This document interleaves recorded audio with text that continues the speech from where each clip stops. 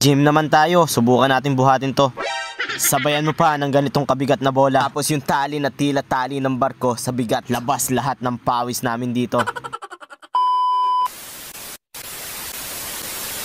So what's up mga kuns, panibagong vlog na naman tayo ngayong araw. Ngayong araw nga pala mga kuns ay pupunta tayo sa isang gym dito sa bayan ng Hagonoy para maglabas ng sama ng loob, maglabas ng pawis sa katawan. Sila nga pala yung mga kasama natin for today's video mga kuns. Sa punto nga pala ito mga kuns, hinahanap na namin kung saan yung gym na ito. Balitaan natin mga kuns na bawal nga pala yung nakachinelas dito kaya't nagsapatos na tayo. Maya pa mga kuns ay nakarating na tayo dito sa Real Deal Gym. Ito nga pala yan sa ibabaw ng Amelitos. Diba mga kuns, swabing swabe pagkatapos mo mag gym, kain nga sa Amelitos.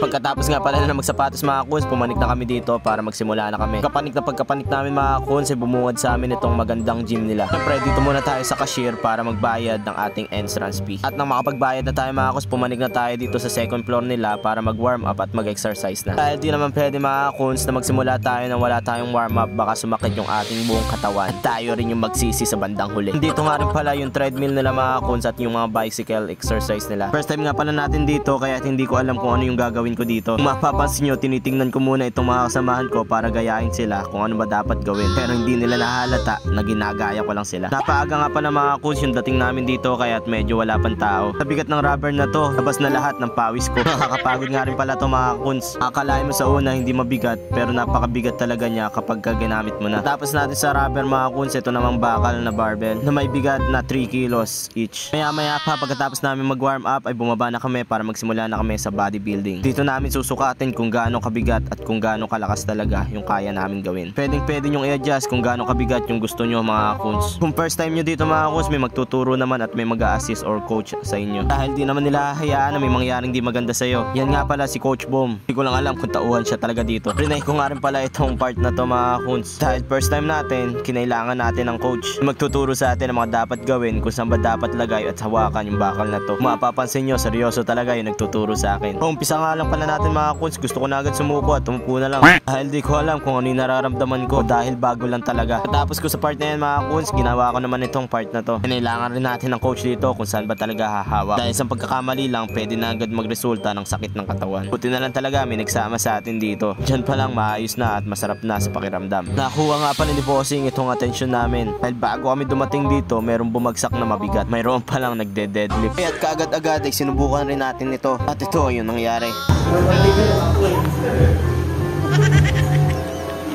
Di pa na natin kaya mga kuns dahil 85 yung timbang niya. Pero sabi ko pagkatapos ko nito, kakayanin natin yan. Tingnan natin kung kakayanin din ito.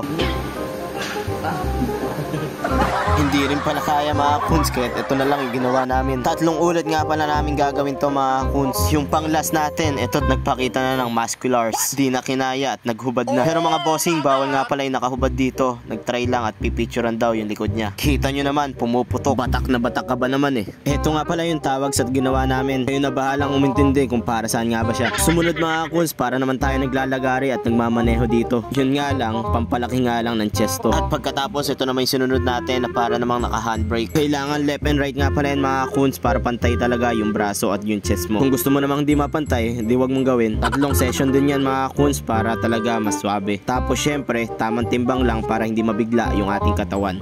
Nung una akala ko magpo-push up kami dito, pero pabuhat pala at pahatak pala yung gagawin namin dito. Hindi na nga pala kinaya ng kasamahan namin kaya kinailangan na ng tulong. Sinunod na rin namin tong pampalaki ng abs kasabay ng braso. Mayroon nga rin pala kami mga kuns na nakasama dito ay si Kuya. Shoutout nga pala sa iyo Kuya. Sa punto na yan mga kuns, unti-unti nang dumadami yung tao at dumarating na sila. Masasabi kong quality talaga kapag dito ka nag-gym. Bukod sa dinadayo, napakababait pa ng mga tao dito. Panoorin nyo to mga kuns, tingnan nyo kapag hindi pantay yung lakas ng kamay nyo.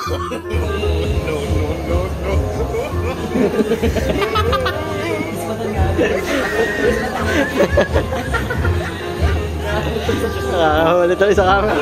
Paano pa ako? Aray mo ba?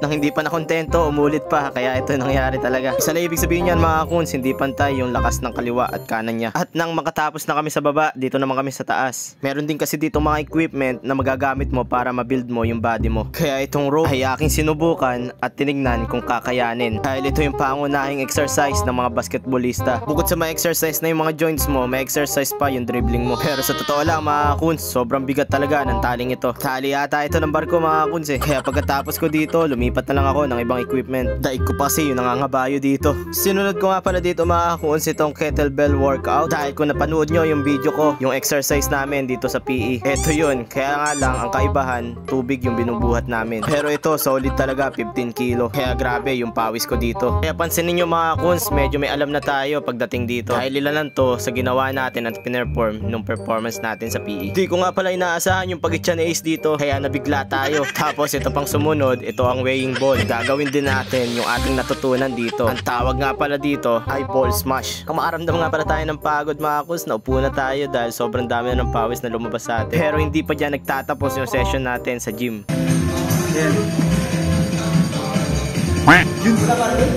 Meron. Kuy. Kaya naman pati. Nagulat.